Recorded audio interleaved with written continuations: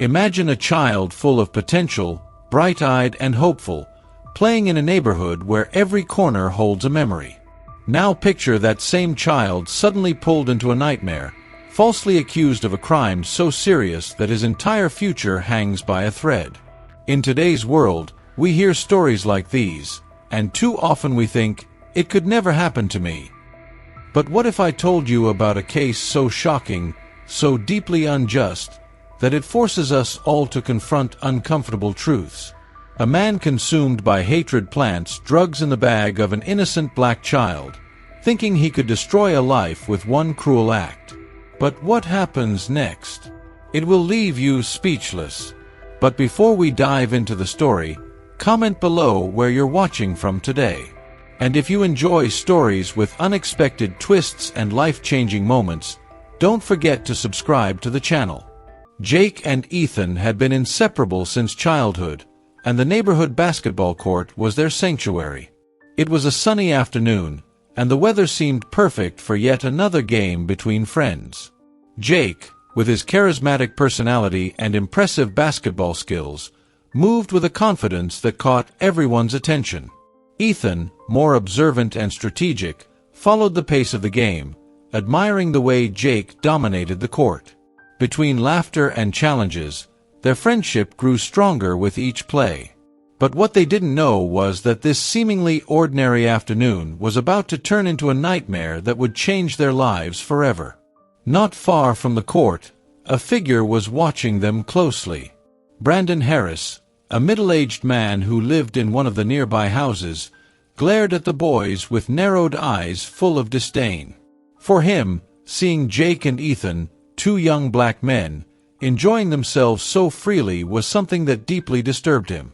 Brandon, filled with old prejudices and long-held resentments, harbored a silent hostility. From his window, he scrutinized their every move, as if waiting for an excuse to act. And in that moment, a sinister plan began to form in his mind, a scheme that would alter the course of Jake's life. As the game flowed naturally, Jake placed his backpack in the corner of the court, as he always did. The two friends were so focused on the match that they didn't notice Brandon watching every detail with a cold and calculating gaze. Ethan suggested they take a quick break to grab some water, and Jake agreed, sitting down on the ground to rest. The sun was glaring off the asphalt, and the two of them laughed about the last play, completely unaware of the danger lurking nearby. To them, it was just another fun afternoon, but for Brandon, it was the perfect moment to set his cruel plan into motion. With the precision of someone used to underhanded tactics, Brandon left his house quietly and walked toward the court, making sure no one was watching. His heart raced, not out of fear, but from a twisted excitement that overtook him in that moment. He knew he was about to throw Jake's life into turmoil. Quickly, he unzipped Jake's backpack and slipped a small bag of white powder inside, zipping it back up just as fast. Brandon felt a perverse satisfaction as he believed his plan was foolproof. He was certain no one would ever discover his deceit. Smiling to himself, he hurried back home, convinced he had just sealed Jake's fate. As the boys resumed their game, Brandon was already on the phone, making an anonymous call to the police. He described Jake as a young man involved in drugs, carefully manipulating the story. On the other end of the line, the police took his false accusation seriously, unaware of the grave mistake they were about to make. Confident in his actions, Brandon hung up, convinced that everything would go exactly as he had planned. He believed that by the end of the day, Jake would be incriminated and punished for a crime he didn't commit. Brandon's deep-seated prejudice gave him faith that the system would work in his favor. It didn't take long before the sound of sirens echoed through the neighborhood, interrupting Jake and Ethan's game. The two friends exchanged confused looks, unsure of what was happening. Suddenly, a police car pulled up to the court, and the officers got out with serious expressions. "Jake Carter?" one of the officers asked, looking directly at Jake. Still catching his breath from the game, Jake nodded, unaware of what was about to unfold. "We need to search your bag," the officer said, his tone already suggesting suspicion. Jake's heart began to race as he stood up slowly, trying to comprehend the situation. Jake stood frozen as the officers grabbed his backpack and started searching through it. He looked at Ethan, hoping for some kind of explanation, but they were both equally bewildered. When the officer pulled out the small bag of white powder, Jake's face was filled with shock. "That's not mine," he shouted, his eyes wide with disbelief as he tried to explain himself. But the police already had their own version of the story. Jake's voice trembled with emotion as he pleaded, but nothing he said seemed to matter. He realized in that moment that his life had just taken a dramatic turn, and no words could undo what was happening. Desperate, Ethan tried to intervene, telling the officers that he had known Jake his whole life and that he would never do something like this. "You're making a mistake," he insisted, but his words fell on deaf ears. The police had already made up their minds. They handcuffed Jake and led him to the patrol car. The feeling of helplessness washed over both friends. Ethan stood there, tears welling in his eyes, watching as Jake was pushed into the back seat of the police car. Jake, looking out at the court where he had grown up, felt his world collapsing. The game that had once symbolized freedom was now a painful reminder of injustice. As the police car drove away, Brandon watched from behind his curtain, hidden in his house.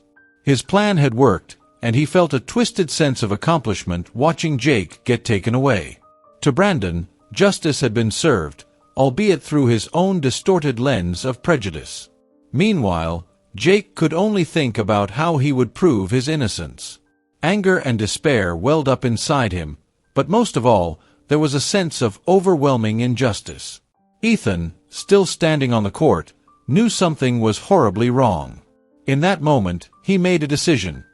He would do whatever it took to help his friend through this nightmare. The ride to the police station felt like an eternity for Jake.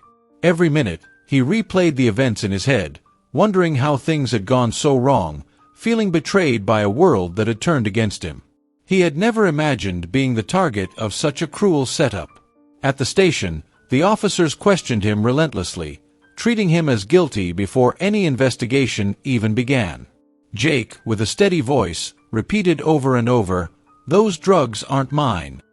But his words seemed to echo into the void in a room where prejudice had already dictated his fate. Jake's faith in finding justice felt more distant with every passing second. Ethan, on the other hand, rushed back home, determined to speak with Sarah, Jake's mother. He knew she was the only person who could fight for Jake at this point. Out of breath and trembling, he recounted everything that had happened, tears streaming down his face. Sarah, upon hearing the news, felt her heart sink. Her son was in jail, accused of something she knew he could never do.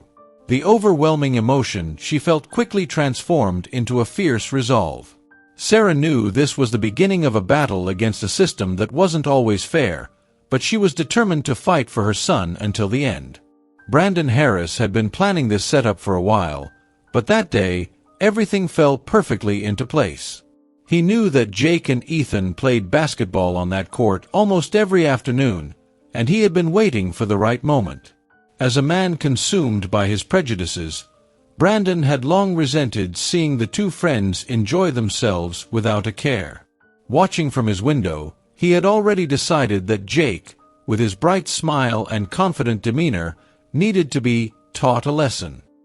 Brandon's mind twisted reality, convincing him that what he was doing was right. In his world, planting evidence was justified because he believed in his own distorted sense of justice. The moment Jake placed his backpack down at the edge of the court, Brandon's pulse quickened. He had the small bag of white powder ready in his pocket, a symbol of the cruel plan he had devised. For Brandon, this was a moment of perverse satisfaction. He believed that by setting up Jake, he would rid the neighborhood of what he saw as a problem. The truth was that Brandon's biases blinded him to the reality of the situation. Jake was an innocent young man, but in Brandon's eyes, his skin color and carefree attitude made him a target. That day, Brandon's faith in his own twisted justice drove him to commit a heinous act. As Jake and Ethan took a break from their game, Brandon seized his opportunity. He stepped out of his house, walking toward the court as if it were just another day. But every step he took was filled with malicious intent. He approached the backpack carefully, making sure no one was around to see him. His hands shook slightly, not from fear, but from the adrenaline rush of setting his cruel plan into motion. In a quick, fluid motion, he unzipped the backpack, slipped the bag of drugs inside, and zipped it back up. It only took a few seconds, but in those moments, Brandon's action would forever alter the course of Jake's life. As he walked back to his house, Brandon couldn't help but feel a twisted sense of accomplishment. The setup was complete, and now, all he had to do was make the call. He picked up the phone, dialed the police, and calmly made the false report. His voice was steady, rehearsed even, as he described Jake as a suspicious young man involved in drug activity. "He's always hanging around with the wrong crowd," Brandon lied, fueling the officer's assumptions. It was a cold, calculated move, and Brandon believed that the police would take his word at face value. After all, his faith in the system was rooted in the belief that they shared his prejudices. As the police dispatcher assured Brandon that a patrol car would be sent immediately, he hung up the phone with a sense of grim satisfaction. He believed that by the end of the day, Jake would be in handcuffs, punished for a crime he didn't commit. Brandon looked out the window again, watching Jake and Ethan return to their game, completely unaware of the storm that was about to hit them. For Brandon, this wasn't just a setup, it was a victory in his own twisted worldview. He convinced himself that he was protecting the neighborhood, but in reality, he was feeding into a cycle of prejudice and injustice that had plagued his heart for years. Meanwhile, on the court, Jake and Ethan continued their game, laughing and enjoying the moment. Jake had no reason to suspect that his life was about to be turned upside down. The thought of someone planting drugs in his bag never crossed his mind. Why would it? He had always lived his life with integrity, staying away from trouble and focusing on school and basketball. But to someone like Brandon, none of that mattered.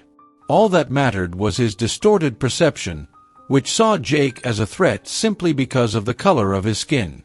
As the minutes passed, the game went on, but the carefree atmosphere was about to shatter. The sound of sirens in the distance was the first sign that something was wrong. Jake and Ethan exchanged puzzled looks, unsure of what was happening. When the police car pulled into the park, their confusion only grew. The officers stepped out of the vehicle with serious expressions, and one of them immediately called out Jake's name. "Jake Carter." The officer's tone was stern, and Jake nodded, feeling a knot form in his stomach. "We need to search your bag," the officer continued, already reaching for Jake's backpack. The request felt invasive and sudden, but Jake, not having anything to hide, complied. Little did he know, the cruel setup was about to unfold. As the officer opened Jake's backpack, the world seemed to slow down. Ethan stood by, trying to make sense of what was happening, while Jake watched in disbelief. When the small bag of white powder appeared in the officer's hand, Jake's heart sank. "This isn't mine," he protested immediately, but the officer's expression didn't change. The police had already made up their minds, and Jake's words seemed to bounce off a wall of preconceived notions. The realization that he was being framed hit Jake like a tidal wave. The emotion of the moment overwhelmed him, but despite his protests, the officers moved forward with the arrest. Ethan couldn't believe what was happening. "This is a mistake," he yelled, stepping forward, but the police weren't listening. They were focused on Jake, who was now being handcuffed. "I know Jake, he wouldn't do this," Ethan pleaded, but it was as if his words fell on deaf ears. The officers seemed convinced that they had caught Jake red-handed, all because of the bag that Brandon had so carefully planted. Ethan felt a deep sense of helplessness as he watched his best friend being led to the police car. "We'll figure this out, Jake," he shouted, trying to give his friend some hope, but the weight of the situation was crushing. Jake, sitting in the back of the police car, felt his world collapsing around him. He had done nothing wrong, and yet here he was, being driven away in handcuffs. The feeling of betrayal was overwhelming. How could this be happening? His mind raced, trying to understand how things had gone so wrong so quickly. The trust he had in the world around him was shattered, and the faith he had in fairness and justice was slipping away. Jake looked out the window, seeing the familiar streets of his neighborhood passing by, but they felt foreign now. Everything had changed in the blink of an eye, and Jake wasn't sure how he would overcome this. Back at the court, Ethan stood in stunned silence, watching as the police car disappeared into the distance. He felt a mix of anger, fear, and confusion. How could someone set up Jake like this? Who would go to such lengths to ruin his life? As the reality of the situation sank in, Ethan made a silent vow to help his friend, no matter what it took. He knew that Jake was innocent, and he wasn't going to let this injustice stand. The emotion of the moment weighed heavily on him, but Ethan's determination was growing stronger. He couldn't let this cruel setup destroy Jake's life without a fight. Brandon, watching from his window, smiled as the police car drove away. In his mind, everything had gone according to plan. He believed that by framing Jake, he had rid the neighborhood of what he saw as a problem. But what Brandon didn't realize was that his actions had set something much larger into motion. The truth had a way of coming to light, and while Brandon might have won this round, the story was far from over. Jake and Ethan were determined to clear Jake's name, and soon, Brandon would realize that his cruel setup had unleashed a chain of events that would expose his prejudices and bring him to justice. The moment the police officers found the drugs in Jake's backpack, everything changed. The air became tense, and Jake's heart raced. He knew that he was innocent, but the evidence planted by Brandon had already sealed his fate in the eyes of the officers. "This isn't mine," Jake protested, his voice shaking with a mix of fear and confusion. But his words seemed to fall on deaf ears. The officers exchanged glances, their minds already made up. Jake had always trusted authority figures, but in that moment, his faith was shattered. He felt powerless, trapped in a situation that was spiraling out of control, and he couldn't find a way to stop it. Ethan stood frozen, watching helplessly as the officers moved in to arrest his best friend. He had never seen Jake look so scared before, and the sight of him being handcuffed filled Ethan with rage and disbelief. "You've got the wrong guy," Ethan shouted, trying to intervene, but the officers ignored him. They were focused on Jake, treating him like a criminal, despite his desperate pleas for justice. "I swear, I didn't do this," Jake muttered as the cold metal of the handcuffs tightened around his wrists. The injustice of it all weighed heavily on his heart, and he could feel his hope slipping away with every passing second. As the police officers led Jake towards the patrol car, the weight of the moment hit him like a ton of bricks. He had seen arrests like this on TV, but he never thought he would be the one sitting in the back of a police car, accused of a crime he didn't commit. The thought of his mother, Sarah, flashed through his mind. What would she think when she heard about this? The idea of her heartbreak made his chest tighten. Jake's mind raced, trying to make sense of the situation. How could something so absurd be happening? The pain of the unjust arrest settled deep in his bones, and all he could do was pray for a way out. Ethan, still in shock, watched the patrol car drive away with Jake inside. He couldn't believe what had just happened. Everything felt surreal, like a bad dream he couldn't wake up from. Ethan knew that Jake would never do anything illegal, especially not something as serious as dealing drugs. "This has to be a mistake," he whispered to himself, feeling a deep sense of helplessness. But standing there, doing nothing, wasn't an option. Ethan knew he had to act fast. His friend's future was on the line, and he wasn't going to let Jake be another victim of an unjust system. Ethan's courage began to rise, driven by the need to protect his friend. Inside the police car, Jake stared blankly out the window, watching the familiar streets of his neighborhood pass by. The reality of the situation began to sink in. He was being taken to the police station, accused of a crime he had no part in. The injustice of it all was suffocating, and his thoughts raced as he tried to piece together how this could have happened. "I didn't do anything wrong," Jake whispered to himself, as if saying it out loud might change the outcome. But deep down, he knew that clearing his name wouldn't be easy. The system wasn't built to listen to young men like him. It was built to judge, often unfairly. At the police station, Jake was processed like any other suspect. Fingerprints, mugshots, and paperwork that made it all feel too real. The officers asked him questions, but they weren't interested in hearing his side of the story. "The drugs were found in your bag, son. That's all we need to know," one of the officers said, his tone cold and dismissive. Jake could hardly believe his ears. How could they be so quick to judge? The frustration and despair he felt were overwhelming, and his voice cracked as he continued to assert his innocence. "This is a mistake," Jake said again, but the officers just shook their heads. To them, he was just another case. Meanwhile, Ethan was already on his way to Jake's house. He knew that Jake's mother, Sarah, would be the first person to fight for him. As he ran through the streets, Ethan felt the weight of what had just happened pressing down on him. He had to be strong, for Jake and for Sarah. Bursting through the door, Ethan found Sarah in the kitchen, completely unaware of the nightmare that was unfolding. "Mrs. Carter, something terrible has happened," Ethan said, his voice filled with urgency.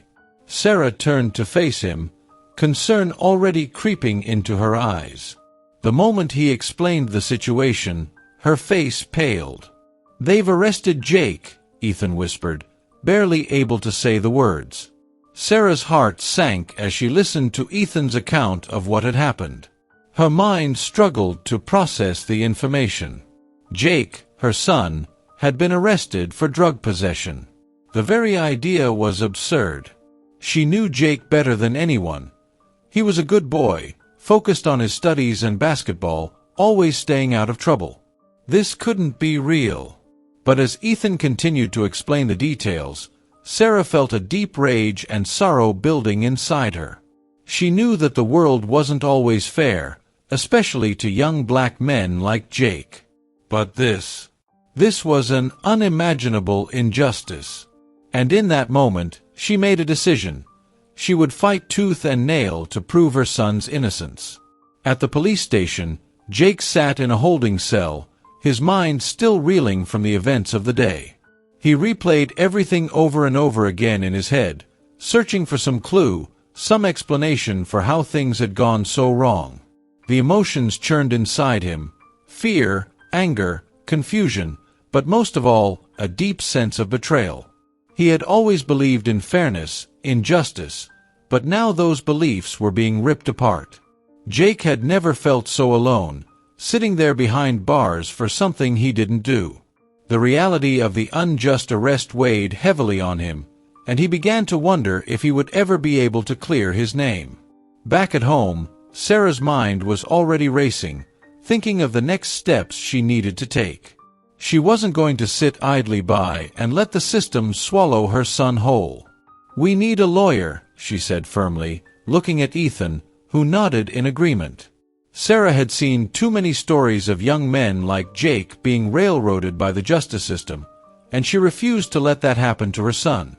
She would fight with everything she had, no matter how long it took. Sarah's determination was unshakable.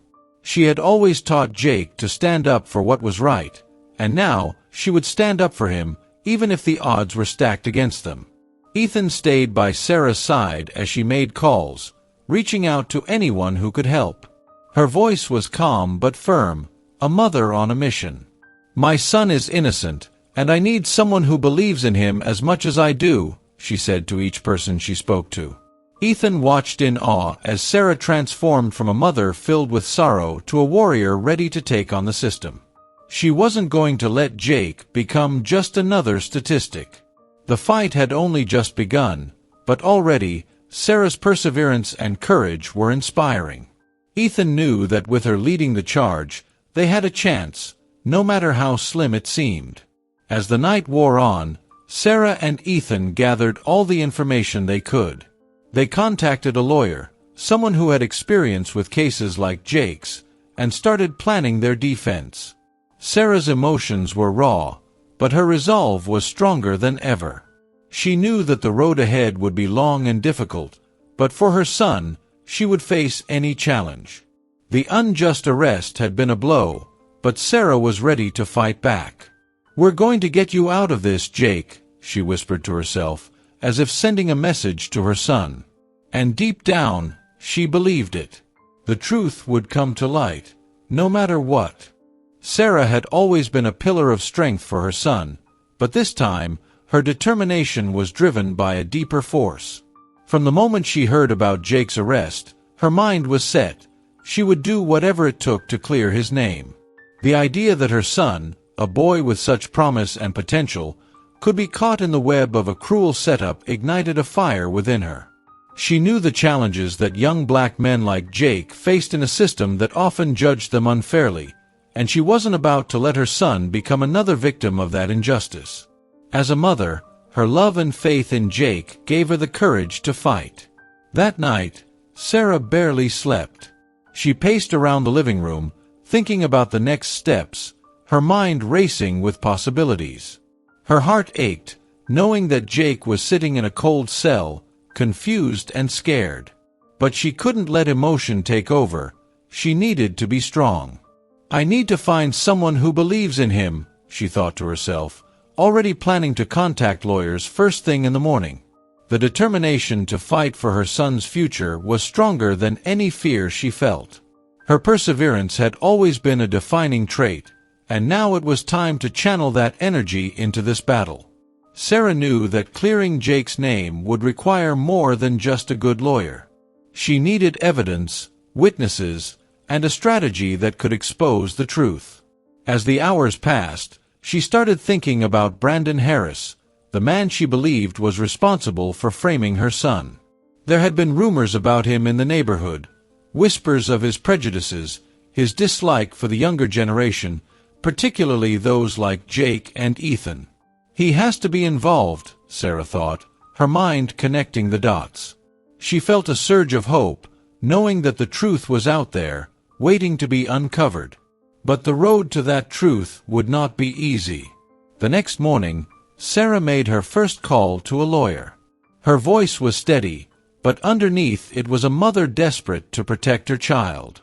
"My son is innocent, and I need someone who can prove it," she said firmly. The lawyer on the other end listened carefully, recognizing the determination in Sarah's voice. It was clear that she wouldn't back down. After discussing the case, the lawyer agreed to take it, but warned Sarah that the battle ahead would be tough. "I've seen cases like this before," the lawyer said, "and it's never easy." But Sarah wasn't deterred. She knew that if anyone could fight for Jake, it was her. Throughout the day, Sarah gathered as much information as she could. She spoke with Ethan again, asking him to recount every detail of what happened on the court. Ethan, still shaken, told her everything: how they were playing basketball, how the police suddenly arrived, and how Jake had been framed. Sarah listened carefully, her mind already working on how they could use Ethan's testimony in court. "We'll need more than just words," she thought, but Ethan's account was a start. It gave her a clearer picture of what had happened and reinforced her belief that Jake had been targeted unjustly. Her determination only grew stronger. By the end of the day, Sarah had a plan. She would gather evidence, contact anyone who had seen or heard anything that day, and work closely with a lawyer to build a solid case. She knew that Brandon Harris had a history of making false accusations, particularly against young Black and Latino men in the neighborhood. "If I can prove that, we'll have a chance," she said to herself. Sarah's mind was sharp, and she had always been resourceful. She started making a list of people to talk to, places to visit, and records to check. Her love for Jake fueled every decision she made, and the thought of his future pushed her forward. In the days that followed, Sarah's resolve never wavered. She visited the police station, demanding to see her son, and when she did, her heart broke. Jake looked exhausted, defeated, but the moment he saw his mother, there was a glimmer of hope in his eyes. "Mom, I didn't do it," Jake whispered, his voice barely audible. Sarah reached through the bars, holding his hand tightly. "I know, baby. I'm going to get you out of here," she said, her voice filled with a fierce determination. Jake nodded, trusting her completely. Sarah left the station that day more determined than ever to prove his innocence. As Sarah continued her investigation, she encountered roadblocks. Some neighbors were reluctant to talk, while others simply didn't know anything useful. But Sarah didn't give up. She knocked on every door, asked every question, and followed every lead. She knew that the truth was out there, and she was determined to find it. Someone must have seen something, she thought as she knocked on yet another door. Her perseverance was unwavering. She understood that this fight wasn't just for Jake, it was for every young man who had ever been falsely accused, for every mother who had ever feared for her child's future. The more Sarah learned about Brandon, the more certain she became that he was involved. She spoke with a few neighbors who shared unsettling stories about him, how he often complained about kids causing trouble, and how he seemed to have a particular dislike for the Black and Latino teenagers in the area. "He's been waiting for an opportunity," one neighbor said. This information gave Sarah a clearer picture of Brandon's motives, but it wasn't enough. She needed hard evidence, something that could definitively link him to the drugs found in Jake's bag. Sarah knew that without it, her fight would be much harder. Determined to find more concrete proof, Sarah hired a private investigator. She knew that this would be expensive, but no price was too high for her son's freedom. The investigator was experienced, someone who had uncovered hidden truths in cases like this before. "I'll find out what really happened," the investigator promised. Sarah's hope grew. With someone on the ground, looking into Brandon's background and his potential involvement, they had a better chance of uncovering the truth. As the investigation began, Sarah felt a renewed sense of faith that they would soon reveal the real culprit behind the setup. In the meantime, Sarah prepared herself for the legal battle ahead. She knew that going to court would be a daunting experience, but she refused to be intimidated. Every time she felt fear creeping in, she reminded herself of Jake, his smile, his potential, the life he had ahead of him.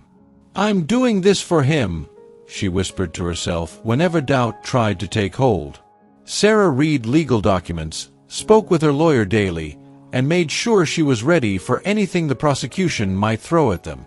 Her determination to protect Jake was stronger than ever, and she knew that nothing could stand in her way. The community began to take notice of Sarah's fight. Word spread about Jake's arrest and the possibility that he had been framed. Some people reached out to offer their support, while others remained silent, not wanting to get involved. But Sarah didn't care about those who stayed quiet. She focused on the people who believed in her son, on those who were willing to stand by her side. With every new person who offered help, Sarah's resolve deepened. This wasn't just about her anymore. It was about justice, about fighting for what was right. And with the community slowly rallying behind her, Sarah knew they were gaining momentum. As the day of the trial approached, Sarah felt the weight of the moment. She had worked tirelessly to gather evidence, find witnesses, and prepare Jake's defense. Her determination had carried her through sleepless nights and endless days, but now it was all coming to a head. The courtroom would be the final battleground, and Sarah was ready. She knew that the truth would prevail, no matter how hard the prosecution fought to keep Jake behind bars. And in her heart, Sarah believed that her perseverance, love, and unwavering faith in her son would lead them to victory. As the private investigator dug deeper into Brandon Harris's background, shocking details began to emerge. Sarah had always believed in her heart that Brandon was involved in framing Jake, but the investigator's findings confirmed her worst fears. It turned out that Brandon had a long history of making false accusations, particularly against young Black and Latino boys in the neighborhood.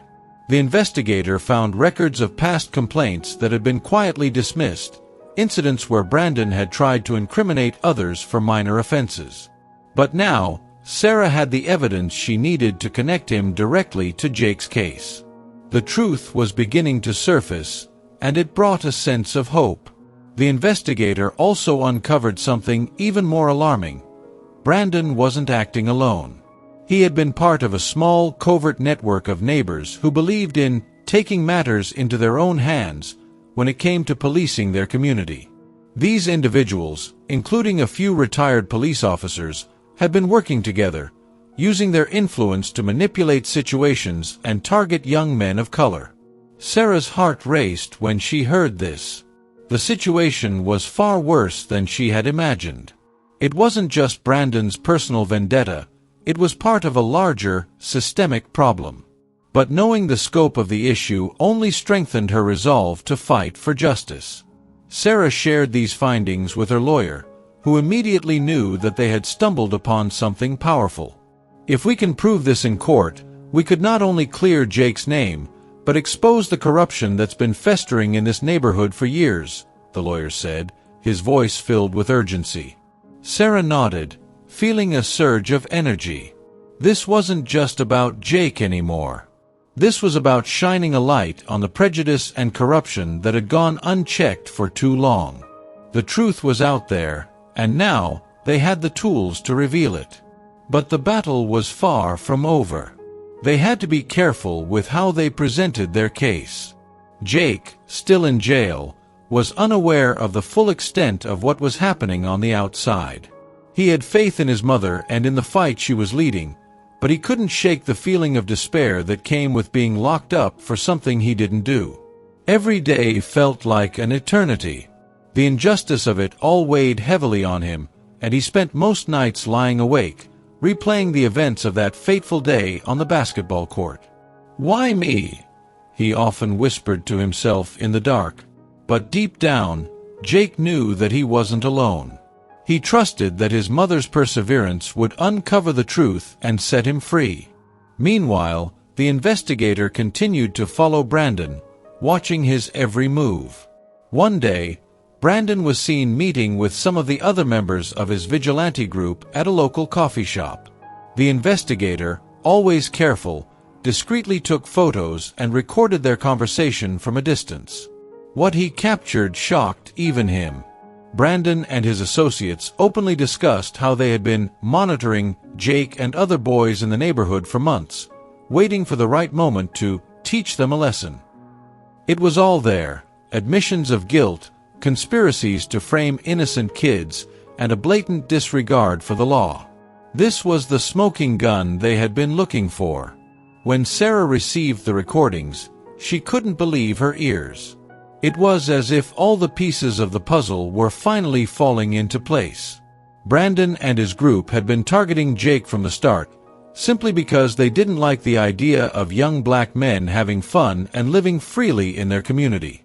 The revelation was devastating, but it also filled Sarah with a renewed sense of purpose.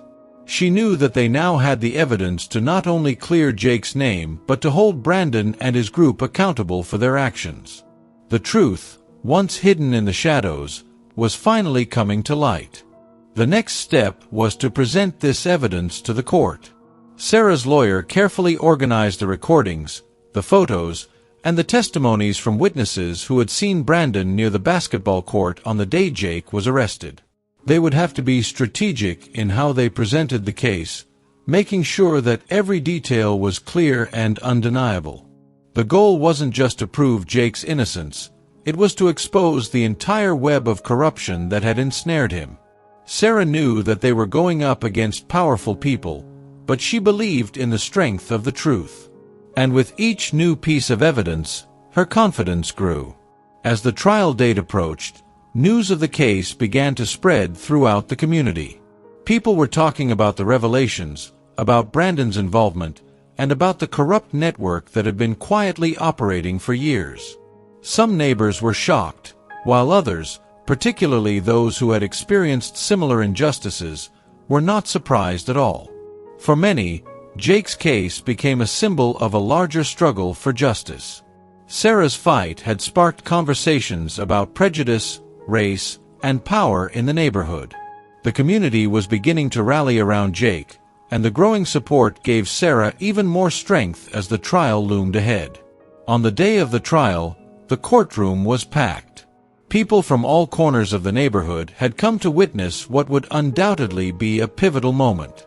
Sarah sat beside her lawyer, her heart pounding but her determination unwavering.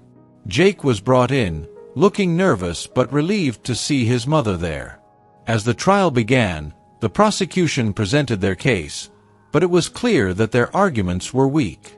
They had no real evidence against Jake, only the drugs that had been planted in his bag. The defense, however, was ready to present a mountain of proof that not only exonerated Jake, but also exposed Brandon's entire operation. The moment the recordings were played in court, a hush fell over the room. Everyone listened as Brandon's voice echoed through the speakers, casually discussing how he had framed Jake. The jury's expressions changed instantly. It was clear that this wasn't just a case of misunderstanding, this was a deliberate, malicious act. As more evidence was presented, including photos of Brandon meeting with his vigilante group and testimonies from witnesses who had seen him near the basketball court, the prosecution's case crumbled. The truth, in all its ugly detail, was laid bare for everyone to see. As the trial progressed, it became apparent that Jake wasn't the only victim of Brandon's group. Other families began coming forward, sharing stories of how their sons had been harassed or falsely accused by the same people. The courtroom became a place of revelation, where years of injustice were finally being exposed. Sarah sat quietly, listening to each new testimony, feeling both the weight of the moment and the hope that justice was within reach. She had always known that the truth would come out, but now that it was happening, the emotions were overwhelming. The fight wasn't just for Jake anymore, it was for every family that had been wronged. When the defense rested their case, the courtroom was buzzing with tension. The jury deliberated, but it didn't take long for them to reach a verdict. Jake was found not guilty on all charges. The room erupted in applause, but for Sarah, the victory was bittersweet. Her son was free, but the fight for justice wasn't over. Brandon and his group would still need to face the consequences of their actions, and Sarah was determined to see that through. As Jake walked out of the courtroom, a free man, he hugged his mother tightly. "We did it," he whispered, tears in his eyes. But Sarah knew that their journey was just beginning. As they left the courthouse, Sarah looked around at the faces of the community members who had come to support them. She knew that this was just the start of something bigger. The truth had been revealed, but now it was time to hold those responsible accountable. Sarah's determination had never been stronger, and she was ready for the next chapter of their fight. With the truth on their side, there was no limit to what they could achieve. The community was waking up, and change was coming. It was only a matter of time before justice would be served in full. After Jake's release from jail, his life didn't immediately return to normal. Though the weight of false accusations had been lifted, the battle was far from over. Both Jake and Ethan knew that they couldn't let the story end there. With the truth about Brandon starting to unravel, the two friends felt a deep sense of responsibility to expose the entire corrupt network that had been working against them. Jake, still reeling from his time in jail, found comfort in Ethan's unwavering loyalty. "We have to find more evidence," Jake said one afternoon as they sat in the park. Ethan nodded, his determination mirroring Jake's. The investigation had just begun. They decided to start where it all began, the basketball court.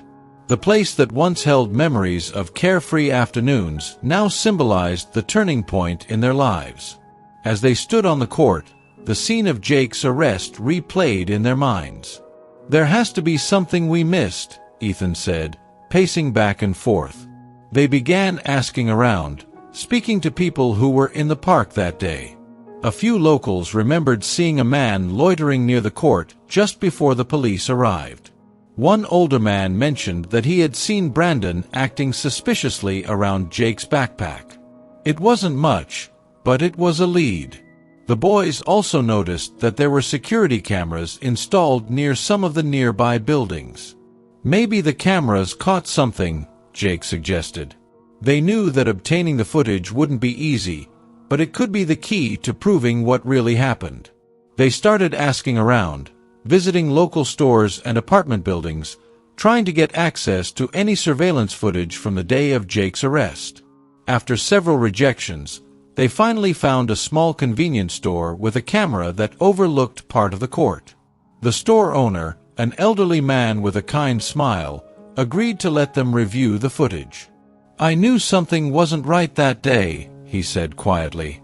As they reviewed the footage, their hearts raced. At first, the grainy video didn't show much, just a normal afternoon at the park. But then, as they fast-forwarded to the time of the arrest, they spotted something. In the corner of the screen, partially obscured, they saw Brandon walking toward Jake's backpack. The footage wasn't clear enough to see exactly what he was doing, but it was obvious that he had approached the bag just moments before the police arrived. "That's it," Ethan whispered, his eyes wide. "This is the proof we need." Though it wasn't a smoking gun, the footage was a crucial piece of the puzzle. With this new evidence in hand, Jake and Ethan decided to dig deeper into Brandon's background. They began researching his past, talking to neighbors, and gathering information about his connections in the community. What they discovered shocked them. Brandon had a long history of causing trouble, particularly with young men like Jake. He had been involved in several incidents where he had falsely accused others of crimes, but those cases had either been dismissed or never fully investigated. "He's been doing this for years," Jake said, shaking his head in disbelief. The more they uncovered, the more they realized how deep Brandon's prejudice ran. As their investigation continued, Jake and Ethan stumbled upon another shocking detail. Brandon wasn't working alone. They learned that he was part of a group of neighbors who had formed a community watch with a hidden agenda. This group, which included a few retired police officers, had been using their influence to target young Black and Latino boys in the neighborhood. It was a network built on prejudice and fear, designed to keep undesirable elements out of their community. "It's like they're running their own twisted justice system," Ethan said, anger flashing in his eyes. Jake felt a surge of resolve. They couldn't let this go on. The more they investigated, the more dangerous their mission became. Brandon and his group had eyes all over the neighborhood, and Jake and Ethan knew they had to be careful. They couldn't let anyone know what they were up to, or they risked tipping off Brandon. One evening, as they followed Brandon from a distance, they noticed him meeting with some of his associates at a local diner. Ethan, ever resourceful, managed to record part of their conversation using his phone. Though the audio was muffled, they caught enough to confirm their suspicions. Brandon and his group were planning to target more boys in the neighborhood. "We need to stop this," Jake said, his voice filled with determination. Armed with their growing pile of evidence, Jake and Ethan knew they couldn't confront Brandon directly. They needed to build a solid case before taking any action. They met with Jake's lawyer, sharing everything they had uncovered so far. The lawyer listened carefully, nodding as they presented the footage, the recordings, and the information about the Community Watch group. "This is good," the lawyer said, "but we'll need more to bring this down." Jake and Ethan left the meeting feeling both hopeful and anxious. They knew they were getting closer to exposing the truth, but they also understood the risks involved. In the following days, Jake and Ethan continued their investigation, working tirelessly to gather more proof. They spoke to more neighbors, some of whom were hesitant to get involved, but others quietly shared their own experiences with Brandon and his group. One woman revealed that her son had been harassed by the same group the previous year. "They framed him too," she whispered, her voice trembling with emotion. Her story was eerily similar to Jake's, and it became clear that Brandon and his group had been terrorizing the neighborhood for far too long. Each news story added fuel to Jake and Ethan's fire. Despite the mounting evidence, Jake couldn't shake the feeling that they were being watched. One night, as he walked home alone, he noticed a car following him at a distance. His heart pounded as he quickened his pace, but the car stayed behind him, its headlights dimmed. Jake's mind raced with thoughts of what could happen if Brandon found out what they were doing. He ducked into a side street, losing the car, but the experience left him rattled. The stakes were higher than ever, and Jake knew that if they weren't careful, they could become targets themselves. The next day, Jake shared the incident with Ethan, who immediately suggested they lay low for a while. "We can't risk getting caught now, not when we're this close," Ethan said. Jake agreed, but the fear of being watched lingered in the back of his mind. They decided to take a short break from their investigation, focusing instead on preparing the evidence they had already collected. They knew that the truth was on their side, but they also knew that exposing Brandon and his group would take careful planning. It wasn't just about clearing Jake's name anymore, it was about dismantling the entire system of corruption. As they reviewed the evidence one last time, Jake couldn't help but feel a sense of pride in how far they had come. He and Ethan had uncovered more than they ever thought possible, and now they were ready to bring everything to light. "We're almost there," Ethan said, his voice filled with excitement. Jake nodded, feeling a surge of confidence. Together, they had faced down fear, prejudice, and corruption, and now they were ready to fight for justice. The investigation had been long and difficult, but they knew that the truth was worth every risk. And with the support of their community, they were ready for the next step. The final piece of the puzzle came when the investigator Jake's mother had uncovered a critical document, proof that Brandon had used his connections with local law enforcement to influence Jake's arrest. This document was the key to exposing the entire operation. Armed with this new evidence, Jake and Ethan were ready to take their findings to the court. It was no longer just about proving Jake's innocence. It was about bringing down an entire network of corruption that had plagued their neighborhood for years. As they prepared for the upcoming trial, Jake and Ethan knew that the truth was finally within their grasp. The day of the trial had finally arrived. Jake sat in the courtroom, his heart pounding in his chest. He had spent weeks preparing for this moment, gathering evidence, speaking with his lawyer, and reliving the nightmare of his arrest over and over in his mind. The stakes were high, not only for him, but for the entire community. This wasn't just about proving his innocence anymore. It was about exposing the corruption that had framed him and countless others. As Jake glanced around the courtroom, he saw familiar faces, his mother, Ethan, and several neighbors who had come to support him. Their presence gave him strength, but the weight of what was to come pressed heavily on him. The prosecution opened the case with confidence, reiterating the charges against Jake. They painted a picture of a young man caught red-handed with drugs, someone they claimed was involved in illegal activities. Their words were sharp, designed to sway the jury against Jake, but he remained calm. He knew the truth, and he knew that the defense had a mountain of evidence to counter every accusation. Still, it was hard not to feel the sting of the prosecutor's words. Jake had spent months fighting these false claims, and now he was sitting in a courtroom, facing the very system that had wronged him. It was a moment that tested his courage and perseverance. When it was time for the defense to present their case, Jake's lawyer stood tall, confident in the evidence they had gathered. The lawyer began by dismantling the prosecution's narrative, pointing out the inconsistencies in their story. "This case is not as it seems," the lawyer said, addressing the jury directly. "What we have here is not a criminal, but a young man who was the victim of a deliberate and malicious setup." As the lawyer spoke, the atmosphere in the courtroom shifted. The jury, once skeptical, began to listen more intently.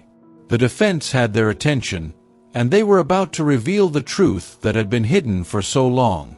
The first piece of evidence the defense presented was the surveillance footage from the convenience store. The grainy video was played for the court, showing Brandon Harris approaching Jake's backpack just moments before the police arrived. The jury watched closely as the defense pointed out how Brandon had been near the bag, raising questions about his involvement. The prosecution tried to dismiss the footage, arguing that it wasn't clear enough to prove anything, but the defense wasn't finished. "This is just the beginning," the lawyer said. "We have more to show you." Jake's heart raced as he realized how strong their case was becoming. Next, the defense played the recordings of Brandon's conversations with his vigilante group. The audio wasn't perfect, but it was clear enough to hear Brandon discussing how he and his group had been targeting boys like Jake for months. The courtroom fell silent as Brandon's voice echoed through the speakers, casually admitting to his crimes. "We've been watching him for a while," Brandon had said in the recording. "It was only a matter of time before we got him." The jury's expressions changed as they listened. This wasn't just a case of mistaken identity or bad luck. This was a calculated plot to ruin an innocent young man's life. As the evidence mounted, the defense called witnesses to testify. Ethan was the first to take the stand. He recounted the events of the day Jake was arrested, explaining how they had been playing basketball, how the police had arrived out of nowhere, and how Jake had been framed. His testimony was powerful, filled with emotion as he described the confusion and fear they both felt. "Jake didn't do anything wrong," Ethan said, his voice steady but full of conviction. "He was just in the wrong place at the wrong time. Brandon Harris set him up." The jury listened carefully, and it was clear that Ethan's words were having an impact. Other witnesses followed, including neighbors who had seen Brandon acting suspiciously in the days leading up to Jake's arrest. One neighbor, an older woman, testified that she had seen Brandon near the basketball court several times, watching Jake and Ethan closely. "He always looked angry when he saw those boys," she said. "It didn't seem right." Her testimony added more weight to the defense's argument that Brandon had been targeting Jake from the beginning. Piece by piece, the defense was building a case that not only cleared Jake's name but exposed the corruption and prejudice that had led to his arrest. The final blow came when the defense presented the document that the investigator had uncovered. This document showed that Brandon had connections with local law enforcement and had used those connections to influence the police response on the day of Jake's arrest. It was the missing piece of the puzzle, proof that Brandon hadn't acted alone. The courtroom buzzed with shock as the document was read aloud. The prosecution scrambled to recover, but the damage was done. The defense had presented an airtight case, and it was clear to everyone in the room that Jake had been set up by a corrupt network of individuals. As the trial came to a close, Jake's lawyer gave a powerful closing argument. "This case is about more than just Jake," the lawyer said. "It's about a community that has been terrorized by people like Brandon Harris, who believe they can take the law into their own hands. It's about exposing the prejudice and corruption that has hurt so many young men like Jake. But most importantly, it's about justice. Jake Carter is innocent, and today, we've shown you the truth." The jury sat in silence, absorbing every word. The defense had done their job, and now it was up to the jury to deliver a verdict. The jury deliberated for what felt like an eternity. Jake sat in the courtroom, his hands clenched together, waiting for the decision that would determine his future. Ethan sat beside him, offering quiet words of encouragement. "No matter what happens, we know the truth," Ethan said, trying to calm Jake's nerves. But Jake knew that this moment was everything. If the jury found him guilty, his life would be forever changed. If they found him innocent, it would be a victory not just for him, but for every person who had ever been wronged by the system. It was a moment filled with tension, fear, and hope. Finally, the jury returned to the courtroom. The judge asked if they had reached a verdict, and the jury foreperson stood up, clearing their throat. "We find the defendant, Jake Carter, not guilty on all charges." The words hung in the air for a moment before the room erupted in relief and applause. Jake's heart soared as he realized what had just happened. He was free. The nightmare was finally over. He turned to his mother, who had tears streaming down her face, and hugged her tightly. "We did it," she whispered, her voice choked with emotion. Jake had been vindicated, and justice had been served. As the courtroom emptied, Jake stood in the middle of the room, feeling a mix of emotions: relief, joy, and exhaustion. The battle had been long and hard, but in the end, the truth had prevailed. His name had been cleared, and Brandon Harris would now face the consequences of his actions. But Jake knew that this victory wasn't just about him. It was about everyone who had ever been falsely accused, everyone who had ever been targeted by prejudice and corruption. As he walked out of the courthouse, surrounded by his family and friends, Jake knew that the fight for justice wasn't over. But today, they had won a crucial battle. The community rallied around Jake in the days that followed. His case had exposed deep flaws in the local justice system, and people were demanding change. Protests were organized, and conversations about prejudice, policing, and corruption became central to the neighborhood's future. Jake, once just a boy who loved basketball, was now a symbol of perseverance and courage. He had fought against an unjust system and won, but he knew that many others still faced the same struggles. "This isn't the end," Jake said to Ethan one day as they stood on the basketball court again. "It's just the beginning." And with that, they prepared for the next chapter.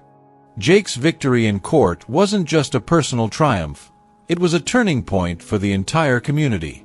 The trial had exposed not only the prejudice of Brandon Harris, but also the deeper issues within the neighborhood's justice system. In the days following the verdict, the community began to come together in ways that hadn't been seen before. People who had once stayed silent about the injustices they witnessed were now speaking out. Neighbors who had kept to themselves were suddenly organizing meetings, demanding reforms. The atmosphere of the neighborhood shifted, from one of fear and resignation to one of hope and determination. Jake's case had sparked something powerful, a movement for real change. As the days passed, Jake found himself at the center of this movement. He had never imagined being a leader, but the community looked to him as a symbol of perseverance and strength. Despite the emotional toll the trial had taken on him, Jake felt a responsibility to continue the fight for justice. He knew that his battle wasn't over just because he had been cleared. "This is bigger than me," Jake said one evening, speaking to a group of neighbors gathered at a community meeting. "We can't let what happened to me happen to anyone else. We have to hold people like Brandon accountable and demand a better system for all of us." The community meetings grew larger as more people began to share their stories. It turned out that Jake wasn't the only one who had been targeted by Brandon and his group. Other young men, particularly those from Black and Latino families, came forward with their own experiences of harassment and false accusations. For years, these stories had been ignored or brushed aside, but now they were being heard. The neighborhood began to realize just how deep the problem ran. "We've been living in fear for too long," one resident said during a meeting. "It's time for us to take back control and make this a place where everyone feels safe." With the support of his mother, Ethan, and the wider community, Jake helped organize a series of protests calling for police reform and greater accountability for local law enforcement. The protests were peaceful but powerful, drawing attention from media outlets across the city. Signs that read, "Justice for Jake" and "End Racial Profiling" could be seen everywhere. The momentum of the movement was undeniable, and the authorities could no longer ignore it. City officials were forced to address the issues that had been uncovered during Jake's trial. Committees were formed to investigate the actions of Brandon's group and the police officers involved in Jake's wrongful arrest. At the same time, Jake worked closely with his lawyer and local activists to push for legal changes. They drafted proposals for new laws that would protect citizens from being unfairly targeted by neighborhood watch groups or corrupt officers. "We need to make sure that what happened to me can't happen to anyone else," Jake said at one of the public hearings. His words resonated with everyone in the room. Jake's fight had become a symbol of hope for many, and his voice carried the weight of someone who had lived through the very injustices they were trying to end. His courage inspired others to join the cause, and soon, the movement had grown far beyond the borders of their neighborhood. In the months that followed, the legal battle against Brandon Harris and his group intensified. They were charged with conspiracy, harassment, and a host of other crimes related to their actions against Jake and other young men in the neighborhood. The trials were long and grueling, but the evidence was undeniable. One by one, Brandon's accomplices were brought to justice. For Jake, watching them face the consequences of their actions was both satisfying and bittersweet. He had won his own fight, but he knew that many others still suffered from the same systemic problems. Still, it was a step in the right direction, and it gave Jake hope for the future. As the trials concluded, changes began to take shape within the local police department. Officers who had been complicit in Brandon's schemes were removed from their positions, and new training programs were implemented to address racial bias and community relations. These reforms weren't perfect, but they were a start. The community felt a renewed sense of trust in the justice system, something that had been missing for far too long. For Jake, seeing these changes was a validation of everything he and his family had fought for. His perseverance had paid off, not just for himself, but for the entire neighborhood. "We've come a long way," he said one day to his mother, "but there's still more to do." Jake's story continued to spread, reaching people far beyond his own community. Media outlets picked up on his case, and soon, he was being asked to speak at events and conferences about his experience and the need for reform. Although public speaking had never been something Jake imagined doing, he accepted the responsibility. He knew that his story could inspire others to fight against injustice. "I'm not just doing this for me," Jake said during one speech. "I'm doing this for every kid who's ever been told they don't belong, for every person who's been wrongfully accused, and for everyone who deserves to live without fear." Ethan, who had been by Jake's side through it all, also found himself taking on a larger role in the movement. Together, they became a powerful team. Jake, the symbol of courage and perseverance, and Ethan, the strategist and organizer who kept things moving forward. Their friendship, which had been tested by the events of the past year, only grew stronger. "We started this journey on that basketball court," Ethan said one day, "and look where we are now." The court that had once been the site of Jake's unjust arrest was now a gathering place for the community, a symbol of their resilience and determination to create change. As time went on, the movement for justice that Jake and Ethan helped spark began to have a real impact. New policies were enacted to protect young people from racial profiling, and neighborhood watch groups were closely monitored to ensure they were acting within the law. Schools and community centers began offering programs that taught kids about their rights and how to stand up against discrimination. For Jake, seeing these changes was a reminder of how far they had come. "I never thought we could make this kind of difference," Jake admitted to Ethan one day, "but we did." It was a victory that had ripple effects far beyond what they had initially imagined. Despite all the progress, Jake knew that the fight for justice was ongoing. There were still systemic issues to address, and many communities across the country were facing similar struggles. But Jake also knew that change was possible. His own experience had shown him that when people come together to fight for what's right, they can make a difference. "We didn't just win a court case," Jake often reminded people. "We started something bigger, a movement for real, lasting change."